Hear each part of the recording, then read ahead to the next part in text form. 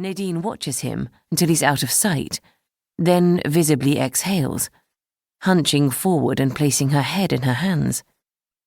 She stays like that for a minute or so before getting up and slowly following Scott.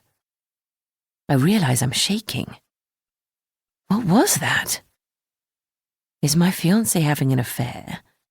And if not, is he thinking about having one? Hang on, they only looked at each other. They didn't do anything wrong. I like Nadine. I trust Scott.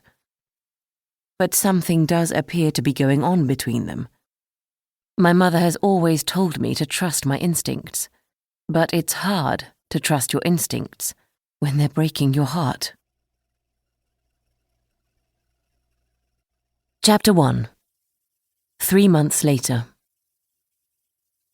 New York was shrouded by cloud cover. I've only ever flown to Indianapolis via Chicago, so I was hoping to see the infamous green void of Central Park, bordered by skyscrapers. But by the time the sky finally clears, all it reveals is a patchwork landscape of fields and farms far below. I've been travelling all day, and it will be after 5 p.m. by the time I touch down, which is 10 o'clock at night back in the UK. I'm shattered, but thankfully Dad is coming to collect me from the airport. I know that my exhaustion is not entirely due to lack of sleep. The last 3 months have taken their toll on me. Scott was sitting at the kitchen table when I arrived home from work that day back in April, after a horrible afternoon of seesawing between emotions. 1 minute I felt wildly unsettled, and the next I'd convinced myself that the look he and Nadine shared meant nothing. But as soon as I saw Scott's face, I knew that my intuition had served me correctly. There was something going on between them, but it was an emotional connection rather than a physical affair. He wanted to talk to me as soon as I walked through the front door, which threw me, as I was expecting to have to demand answers, not have them dished up to me on a plate. And when he started to confess his feelings, I still thought he planned to ask for my forgiveness, which I know I would have granted. We were getting married in December and were hoping to try for a baby in the new year. No way was I throwing away our beautiful future just because he'd developed a silly crush. Maybe I was being naive, but it took me a while to realize that he was leaving me. I remember the details of our conversation so clearly.